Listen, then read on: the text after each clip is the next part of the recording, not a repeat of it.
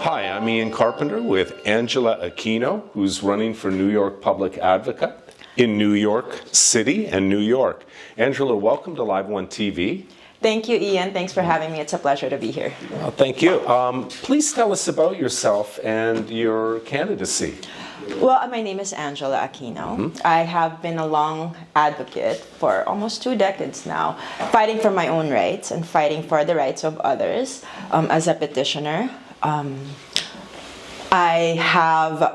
working on a nonprofit organization that advocates for children born out of wedlock or children born in single parents' household, and exposing the consequences of what happens when a child is born out of just a single parent household, the poverty that they need to deal with, stuff like that. And I'm running for public advocate now to pursue and to be able to advocate for these children. That is now more than 66% of what's happening in New York City. I'm really interested in your interest in helping single parents and kids.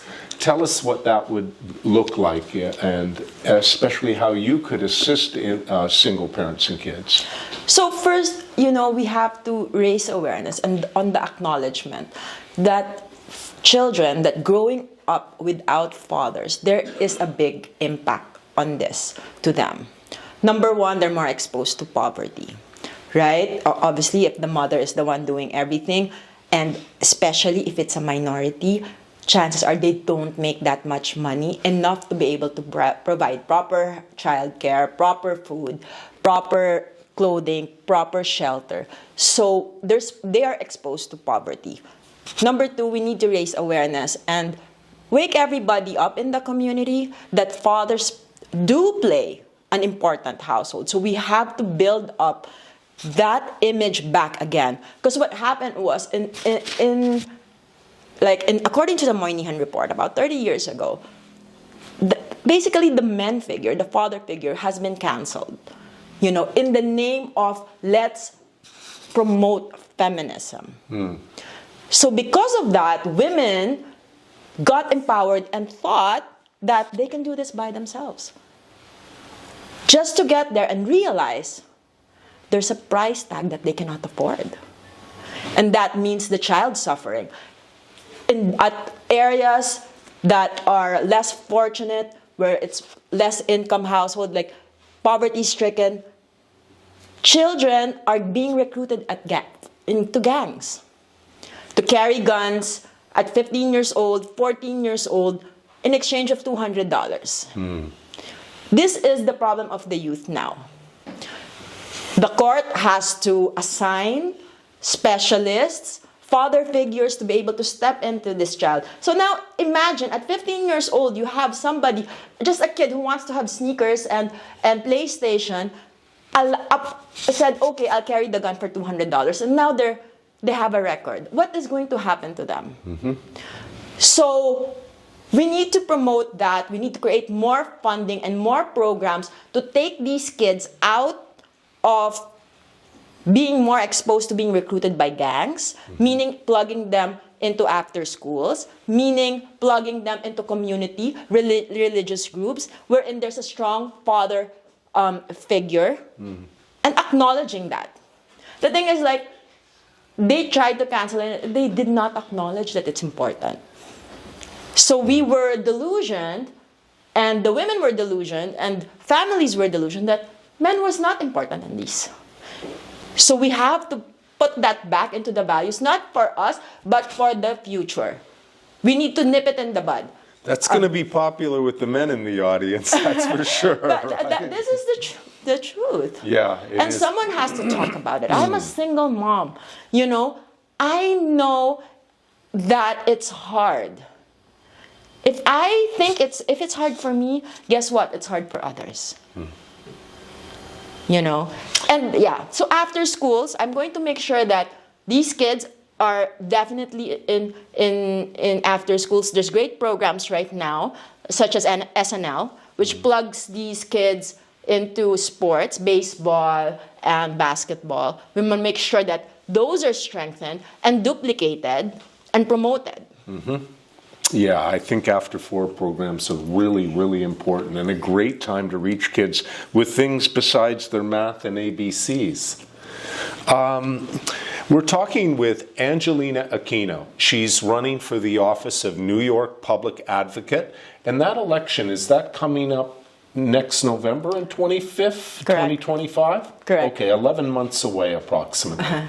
Angela, I'd like to ask you, one of the roles that a public advocate has is a kind of to mediate between the needs of the most vulnerable in New York and also government and companies. You can hear discussions right now about digital equity, which is providing broadband access to pretty much everyone now that having an internet connection is pretty much considered a necessity. Do you think that you, in your position as public advocate, to do anything to help all New Yorkers have access to high-speed internet access? That is a wonderful idea, and that is a wonderful advocacy that can definitely be pushed. There are other factors here. To be able to get to that point, companies like Spectrum and the private companies that are supplying internet to our private individuals will now have to be vendors of the US or of New York City. And it can be done. That would basically save us $40 a month. And that is big money for savings for New Yorkers right now. And I can see that as a possibility. But the internal has to be worked on it. And they have to be vendors. Just similar as City Bike is a vendor. So New York City can definitely work out a deal with these private sectors and provide this necessity, now a necessity to the people. Yeah, I feel it is too. Can you tell me, Angela, what your experience is in helping people who are marginalized? Is that in New York City or in... Well, anyway, in any area, and how that'll help you in your role as public advocate. So my experience is, for 20 years I have been fighting for my own rights. My experience is also to be able to be successful in that is you have to put yourself last. So what that means is there could be offers on the way to get to where you really need to be able to advocate effectively, and you cannot let that get in the way. You have to let the people, you have to put yourself in a situation where you're not changing the rights of others for your advantage. So you have to put yourself last, and you have to think about the rights of others. That's how this is the recipe for that. Mm-hmm. Tell us about your vision. Suppose you're elected. What type of vision do you want to implement for the people of New York City? I want to empower advocates. To be an effective advocate, it has to be personal, right? Somebody who's a good advocate, I think one of the most important things is that they have experienced the trauma in themselves, or a family has experienced the trauma in itself. So basically what I'm saying is those advocates, those frontliners advocating for domestic violence, advocating for children to take them out of gangs, most likely they have experienced being at this vulnerable space. So I want to be able to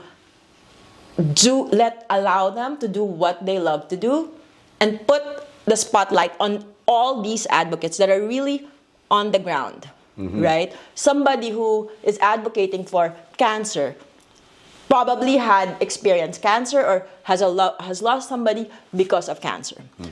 So they are really who we want to empower. So I would imagine my tenure looking like visiting nonprofit organizations, charity that's already doing this, and empowering the new ones. So empowering the new nonprofits and the new 501c3. Because a lot of these nonprofits, in their top 3 years, it's like make it or break it. They're basically trying to make it on their own. So what I'm saying is we need to expand them because they are your warriors. They are not just giving their own money and their own time. They're even taking from their own, right? So we have to make sure that they are encouraged because they're the authentic ones. They're the pure ones. So we have to encourage them. Tell me about the incumbent right now. What are your feelings about the role of Public Advocate Williams, is it? Yes. I think I make a much better public advocate than him. And I wouldn't be here, and I wouldn't put myself, and I wouldn't go and fight towards the last end of the election day if I did not believe so. First of all, he doesn't really want to be a public advocate. Right? We all know that the minute he won, he tried to run for governor, but he just lost. The minute that he heard that, oh, maybe Mayor Adams, he's not gonna, he promoted that and wanted him to resign.